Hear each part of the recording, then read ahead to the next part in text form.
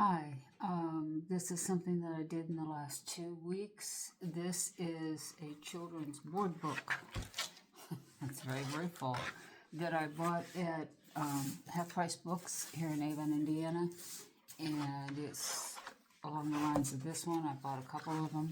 I sanded the pages lightly so that to take off the gloss so the glue in the papers would stick. If I do this again, I'm not going to do the covers and the binding first because that's why it's like this. I think if I wait and then I can slice this and rebind it, it would stay flat. But it's too late now and it's glued with gel medium. So this is the front cover. This is the back.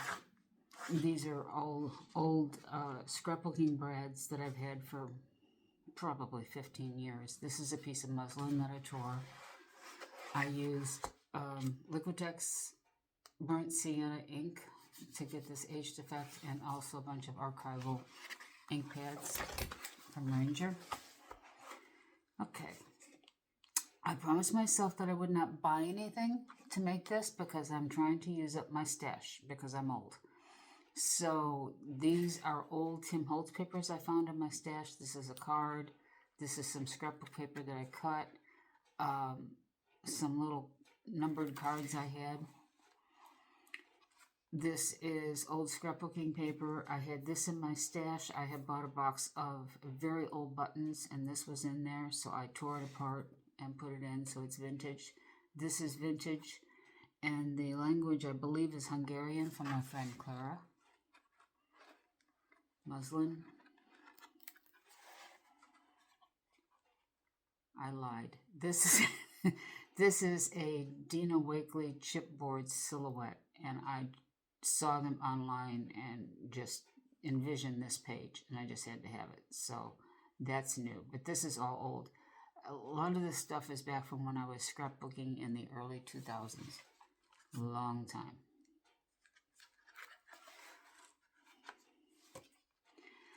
This is a technique that Laura Kay and I saw online, where you take beeswax, put it on paper, and heat it gently, and it makes the paper transparent.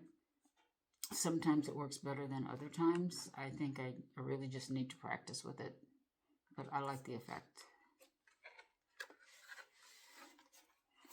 These are vintage stamps that I had out of my stash. Somebody's handwritten letter in pencil that was dated, I believe, 1944.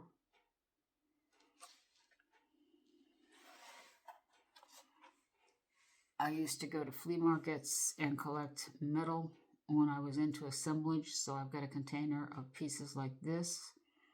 This is the waxy music paper that I did with the honeybee, with the bee wax honeybee, and a bird I printed out from the net.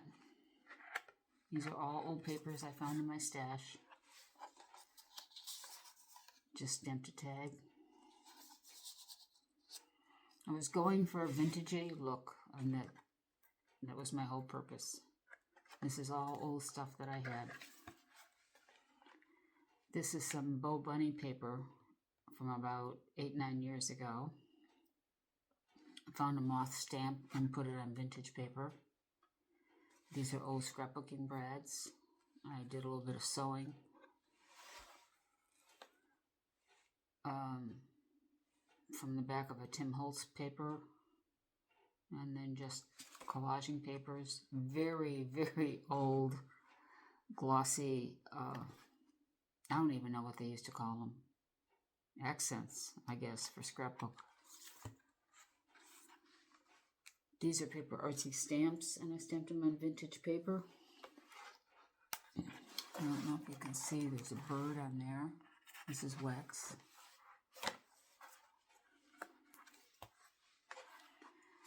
More paper artsy stamps that I've had forever. This was a Graphics 45 stamp that I have used so many times. I just love it. Actual stamp. This, I made the postcard from a piece of tea-dyed tea bag paper And I have a set of Tim Holtz postcard stamps that are probably at least 10, 12 years old.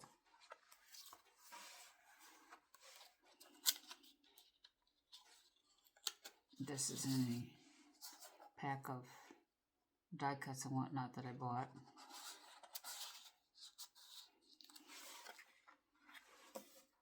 Stencils.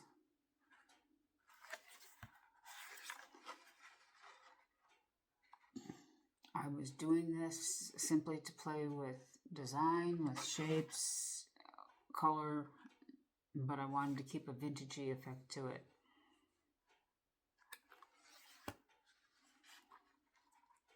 I did this one this morning and I really don't like it, but I'm done, you know? You reach the point where you turn the page.